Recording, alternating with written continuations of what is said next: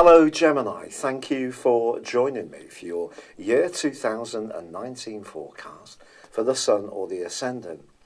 This year offers rich opportunities, and of course the standout piece of information is that Jupiter, the planet of growth, of optimism, is going to be working its way through your sector of relating for 11 of the 12 months. Now this hasn't happened for about 12 years. If you think back to then, it may have been a significant time for relationships. It doesn't necessarily mean that this year will see you meet the love of your life, but it does mean you've got an increased opportunity to network and interact to create that opportunity to meet the love of your life. So Jupiter won't present the prize to you on a plate. It's up to you to roll your sleeves up and make the use of its help in order to build the chances for prosperity around relationships that it undoubtedly can help you with. But first of all, we need to think about the turn of the year, because then we have the solar return. And this solar return is particularly exciting for you because Mercury, your ruling planet, is in Sagittarius at the very start of this year. Technically that is in detriment, but I actually think it can be positive for you because as the year turns from 18 to 19, so Mercury forges an awesome link to Uranus. Now Uranus is going to continue in the sign of Aries through to the 5th of March, whence it will be in Taurus for 7 years. But you know, this is going to trigger an opportunity within you to be much more free-spirited and much more innovative in terms of the type of friends and connections you can make right throughout the year. Furthermore, Mars, the planet of drive, the planet of enterprise, the planet of determination, the planet of fire, is in your sector of friendship as this year begins. It's in Aries, and that's one of the 2 home zones that it governs, the other being Scorpio. So these 2 influences, along with Jupiter being in your sector of relating, give you an opportunity to connect with the people who are good for you. Now that often for you is in a light and breezy and positive way, because one of the things that characterizes your sign is stimulation. Your sign is about quick, often snippets of contact with people, but you have this gift to get on with so many different types of folks from different backgrounds. Sometimes people say that you can be a bit fluttery around different things. I see it as an absolute asset. But that is going to be, in some ways, challenged this year. And you may be thinking, Patrick, you've only just started this forecast. Keep it positive. Well, it is positive, Gemini. But we can't deny that there's going to be a huge amount of emphasis in your 8th solar house throughout this whole year.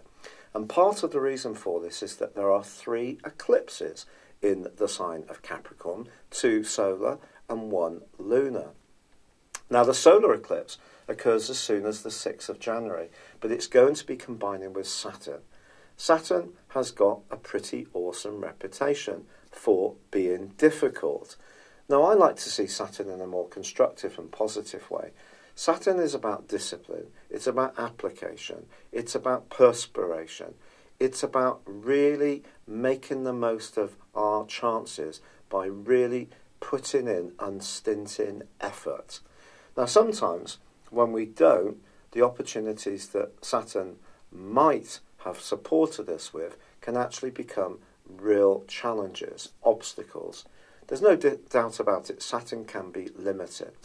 And because it's on this solar eclipse, I think when it comes to very intimate relationships or very close involvements in business, such as a partnership, or the way that you marshal your financial resources, or if you are more entrepreneurial, how you're going to make the most of what you do with this year, I think 2019 is going to be a time of transformation. Now, the transformation can be very positive, but the significant factor is that from the 5th of April through to the end of June, Saturn is going to be alongside Pluto. They're both going to go into retrogrades at the end of June, And in fact, Saturn will invert more in its retrograde than Pluto, because Pluto moves so much slower, even when it's reversing. But essentially, that period of time, from the 5th of April to the end of June, is going to be a time when some kind of change is going to occur for you. It may be around where you live. It may be deeply psychological.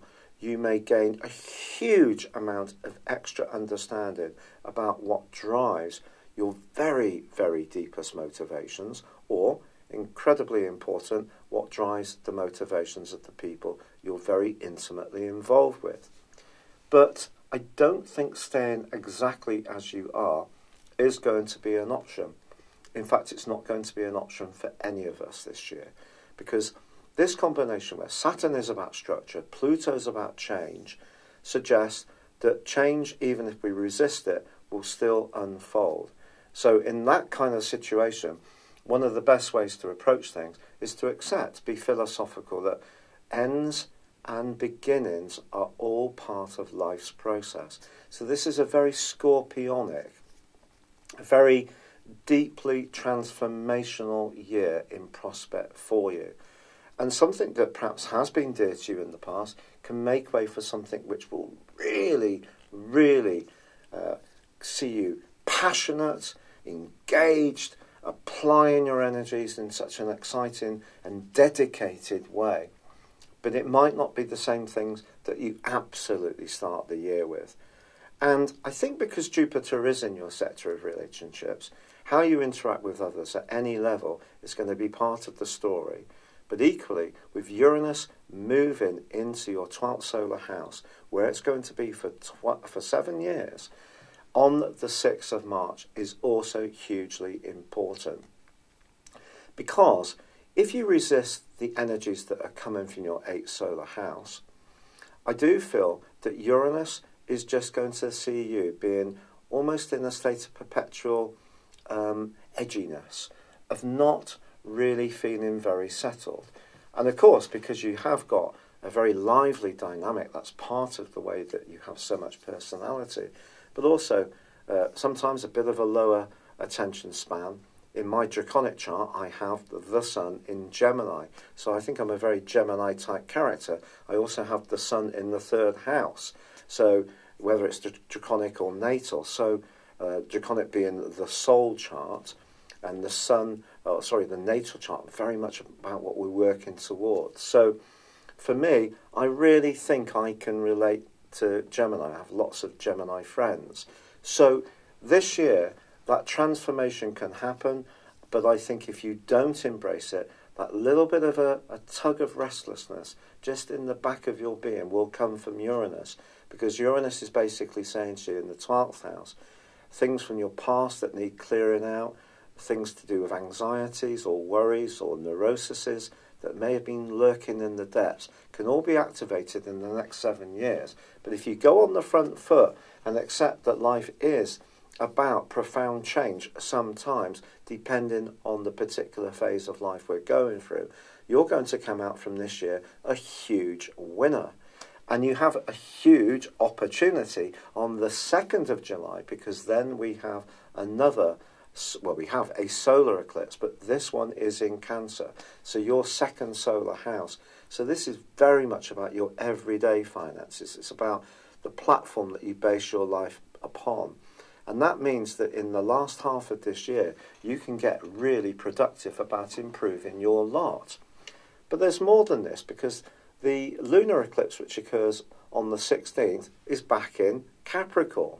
So if there is something about your sense of security that's linked to how much you earn, your status, where you live, and it's not feeding you in some way, you're going to need to look at it. If you're too dependent on someone, interdependently, the 8th house, you may need to separate from that. On the other hand, you may need to join. This could be very significant as far as your love life is concerned. So although Jupiter can spark the enthusiasm to connect to someone, it's the deeper energy of these eclipses and the role of Saturn and Pluto which really bonds you to someone in a life-changing way, or separates you from them depending on your unique circumstances.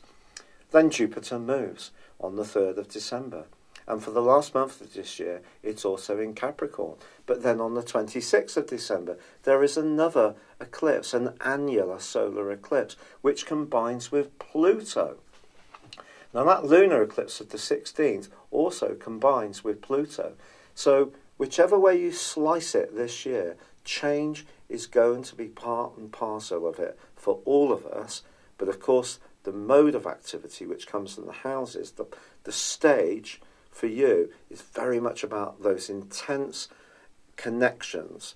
That could be that you're going to change the phone provider that you've been with 20 years, or the bank that you've always been with, or you're going to change so deeply within yourself that something that's been intrinsically part of you will melt away to replace, as I said before, by something that really grips you with total fascination. With the 8th house, there really are no half measures. It's one of the most intense planetary divisions of the 12 divisions, the 12 houses. It is very defining. We're going through that part of our lives where we need to understand what's really fundamentally important to us. And it goes right down to the bottom of your toes. So if you find yourself reading dozens of self-help books, getting really into any kind of occult or metaphysical subject, even if you're into it already, you can be gripped even more, because the information that you gain, particularly from the 5th of April through to the end of June, is going to be vital in helping you to make the right moves, whatever your choices are. It's going to be incredible. It's been a real pleasure being with you. I'd like to wish you well. I'd also like to offer you the opportunity to buy your unique personal forecast report for this year based on your time, date and place of birth. Please see the link underneath this video. But for now, I'd love it if you would like, comment on this video, or if you've yet to do so, please subscribe to this channel. Thank you.